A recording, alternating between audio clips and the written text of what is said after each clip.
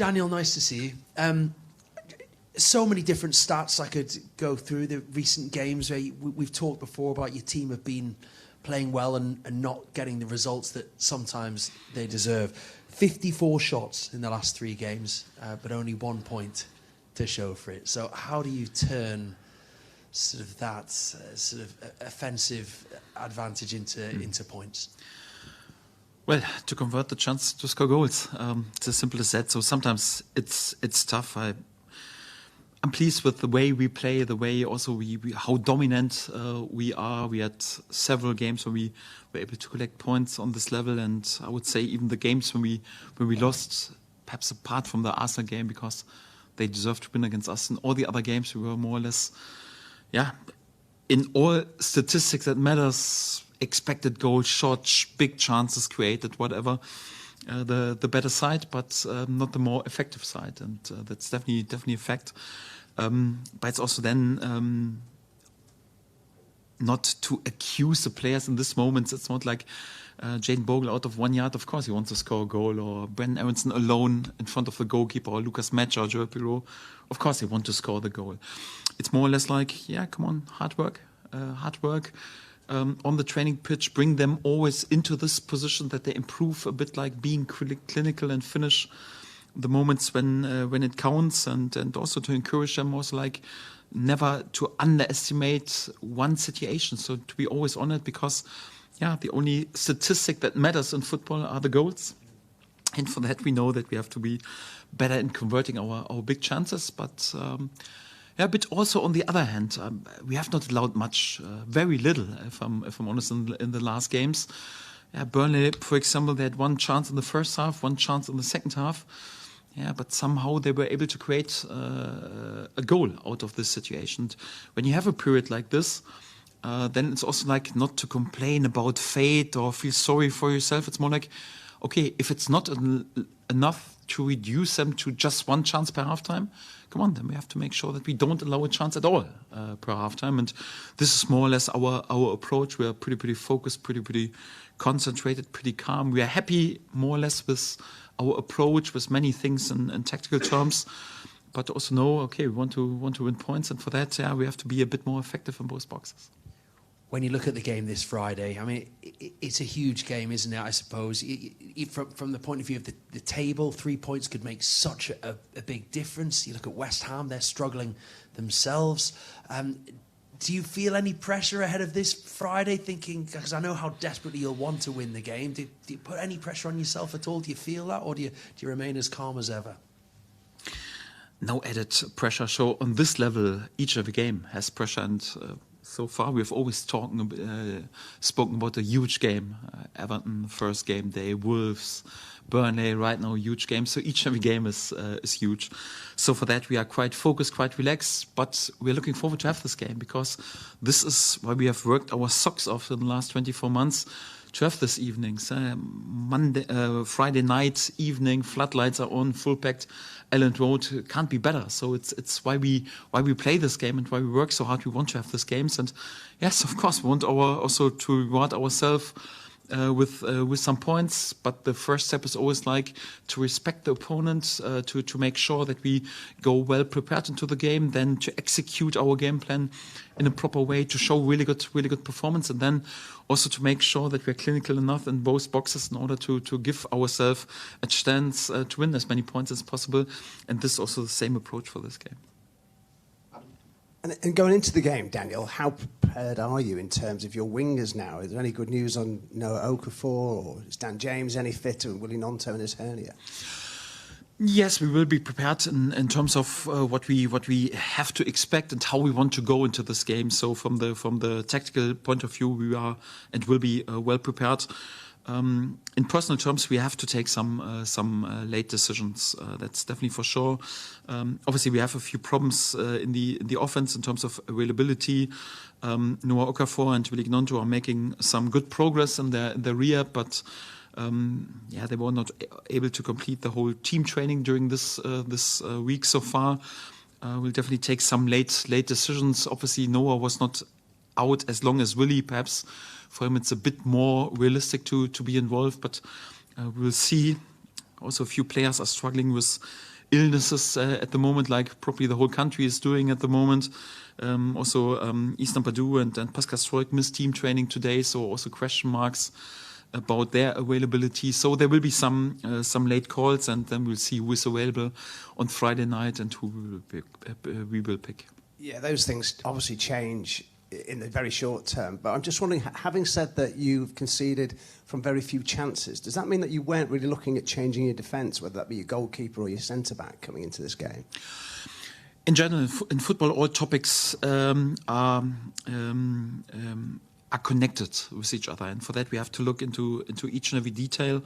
The main thing is, regardless of who plays or who is not playing, is more or less we have to be a bit more clinical and a bit more effective in attacking the opponent's box. And like I mentioned before, so also if just to allow just one chance per halftime is not enough to return back with a clean sheet, then we have to make sure that we don't allow a chance at all. And this is more or less what we have to look into it. And for that, regardless who plays, every player on the pitch has to be a bit more focused and concentrated in this decisive moments in both boxes. Yes, and sometimes also when you have 2 or 3 results that don't go into your way, perhaps also change in the lineup can also bring the momentum back. I wouldn't rule this out, but it's not a question anyhow who plays. It's more like that whoever will be in the starting lineup brings also this attitude to be switched on also in the small details, and then we'll see who will start.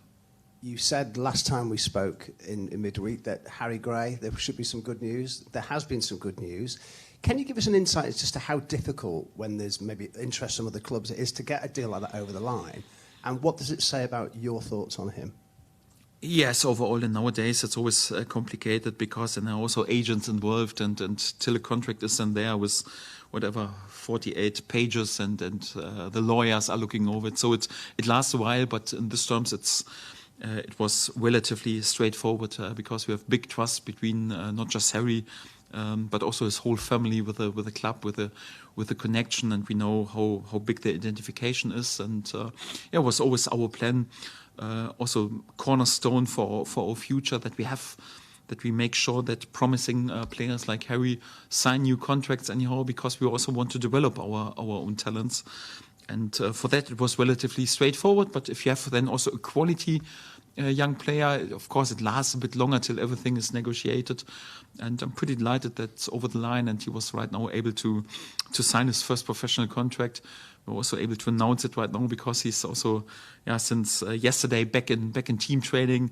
Also some good news in these terms, and we're all happy that he has signed a new contract. And congratulations to him and his family.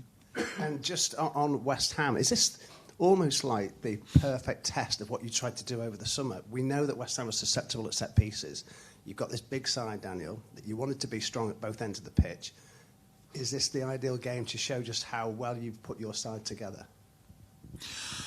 Well, I will take each and every goal, if it's from a set piece or from a counter attack or out of open play. We look dangerous out of set piece. I've also scored out of these situations, and we know it's also one of the strength that we can show.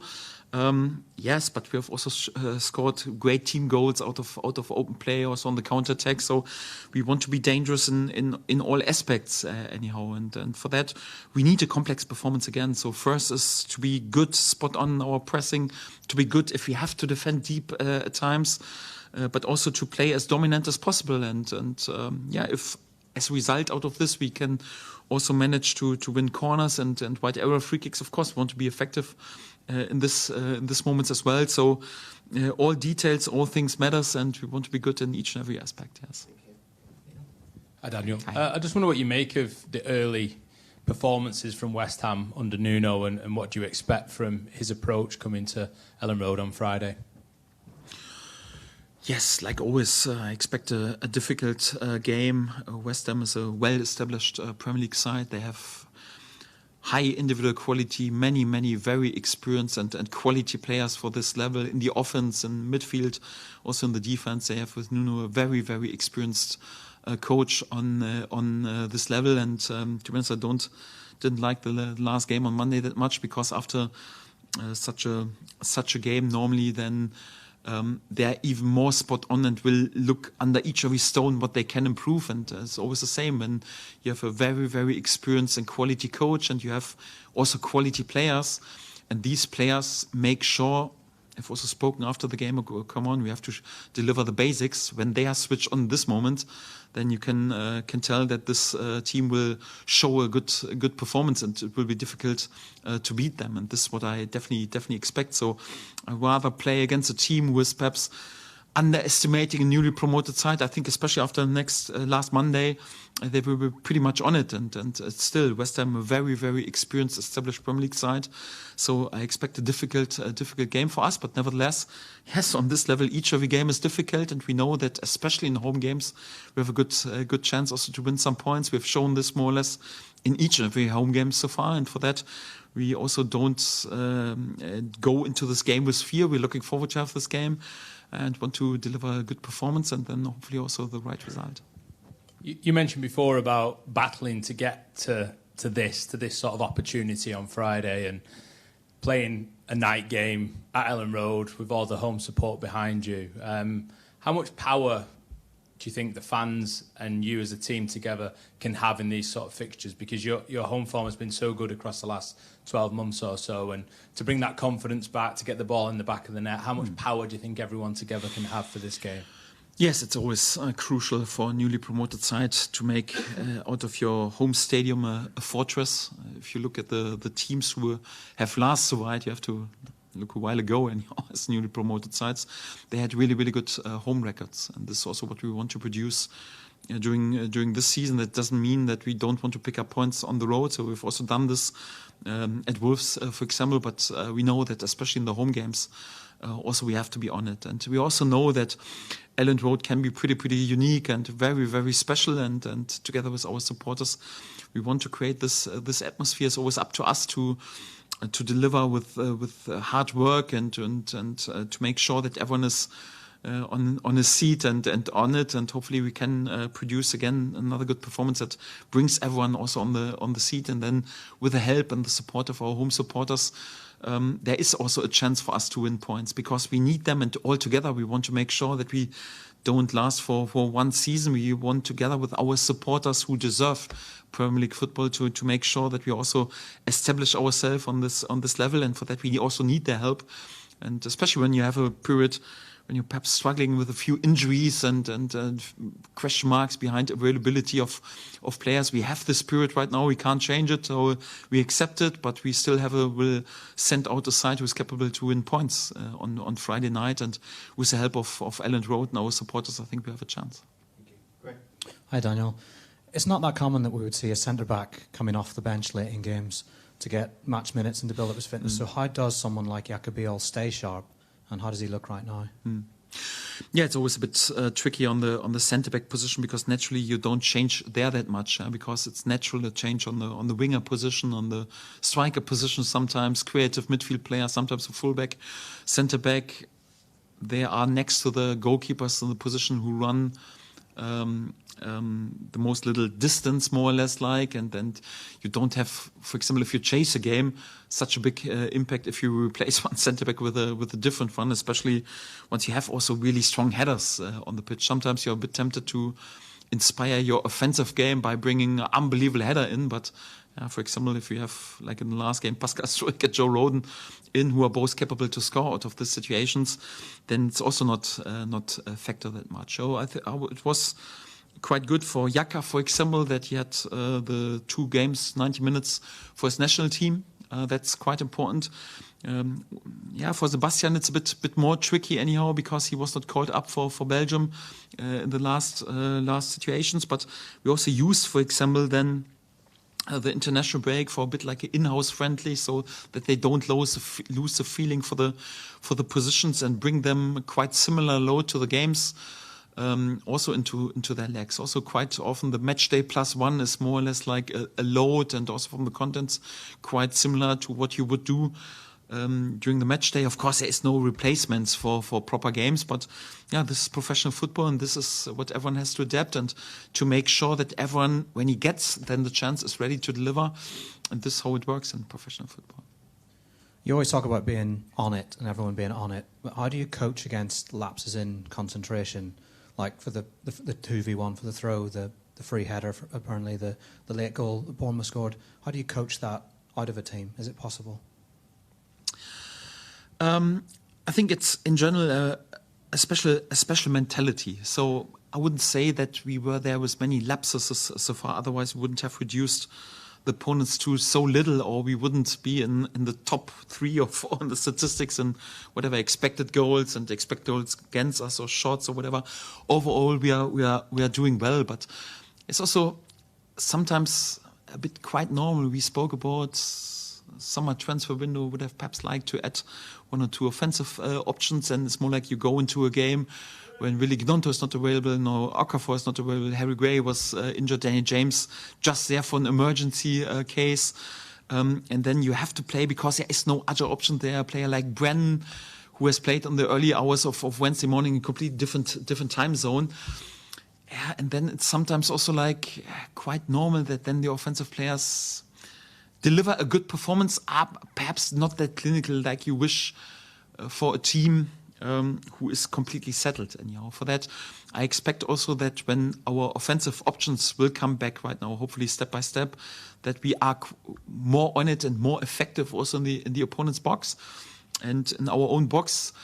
It's also a bit unlucky, but yes, also something you address. It's because it's not too much of a tactical thing anyhow, because tactical wise we're doing the right things, but to be on it, perhaps to expect that, for example, a midfielder lets his opponent run, that you have still a chance as a centre back perhaps to repair it if you react early enough, to be always switch on, to be quick in the head. This has to do a bit, when we speak about quality, also the quality to think quicker, to be quicker in the head than the opponent. This sometimes has to do with quality, but also to speak about it, to bring the players on the training pitch in similar situations when they have to deliver in hectic periods and hectic moments, but also after the game to be honest and not like to feel sorry for yourself, but also to be self-critical in after a Burnley game, to speak about, come on, we should and need to react quicker and to show the scenes and to speak about it. And my players are also quite self-critical.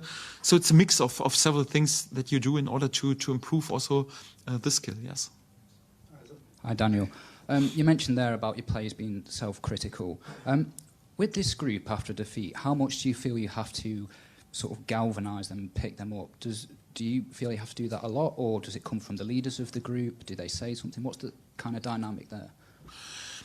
It always depends on if you're there with a poor performance and several things are missing. For example, the basics are missing, or we don't execute the game plan anyhow, then you can also be pretty strict and pretty honest and also very critical. Or if we are there with the wrong game plan anyhow, then we can also be self-critical as coaches anyhow. That's also quite normal. But if you deliver, for example, under so difficult circumstances like in the Burnley game, such a dominant performance on the road, then it's also tough anyhow to give too much stick to anyone. I explained also a bit why we were perhaps not clinical enough in these moments in the offense. And of course, Jayden Bogle, of course, when he has a chance out of 1 yard, and it's more difficult to put the ball over the crossbar than instead of the goal. Yes, of course. What should I do? Should I punish him right now? He's a fullback, and of course he wants to score. Or Joe Pirot had 2 good chances. Lucas Matcher and Brent Emerson. Normally, these are all chances to score a goal. So in this moment, then it's a mix out of giving them confidence, and also arm around the shoulder, and make sure that we bring them a bit more during the training week in similar situations and building up their confidence. Addressing also that you have to stay a bit more focused and a bit more calm and cool, but it's also difficult to tell you have to stay more cool anyhow. So it's more or less like it's fine margins anyhow. But we try to find a good balance and a good mix. But if I'm honest, if this is more or less the only thing that is to criticize, like for example in the last game, also a bit like in the Tottenham game, because even in this game we were the better side. Then I don't have to be overly strict. It's more like, make sure that they don't lose the belief and the confidence in their finishing skills. And this was more or less the topic then also during this week. Anton had a brilliant game against Wolves. Perhaps it's fair to say that he hasn't quite been at the same level since then. Can I just get your thoughts on his form since that game, but also how he's adapting to the Premier League overall? Yes, I think overall he has delivered over the course of the first games really good performances. Top signing for us, crucial and a key player for us. Yes, I would agree. The last 2 games were perhaps not on the top level that he's shown before. I think it was also a bit due that he has played with a broken finger and also problem with his body. And if you have then 2 or 3 problems as a player, so sometimes it's also not. Then you're more concentrated on yourself than really like to play with freedom and to enjoy yourself. And I think you could tell this also about him in the last 2 games. They were not poor performances, but perhaps not on the top level like he was before. I think it will be important for him right now to get rid of this physical problems with his finger, with his ribs. Anyhow, as soon as he's back to top physical fitness, I think he will then hopefully also keep going and delivering top performances. And this is a situation with him. So I think this week of having a bit time to recover also was beneficial for him. And I hope that he can step up a little bit, yes. Hi, Daniel. Only Arsenal, Newcastle and Man City have limited their opponents to fewer XG than yourselves. So clearly you're doing a lot of things right in terms of limiting those chances. But as you'll know, only 4 teams have conceded more goals. What do you put that down to? Is it just a freak look? Do you take comfort in that reverting to the mean over the medium term? Sometimes football is difficult to explain. Sometimes it is actually a bit being unlucky and a bit coincidence anyhow, because you have sometimes a period, strikers know this, so sometimes they score a goal and then they can't really explain, they score goal after goal, and sometimes they're delivering hard work and top performances and the ball goes always on the inner post and out. And it's a bit the same with perhaps goalkeepers, centre backs. Sometimes when I judge our defensive player, also their performances, they haven't done much wrong in the last game, but very little was already punished. So one thing is more like on the top level. This is why we also speak about quality players.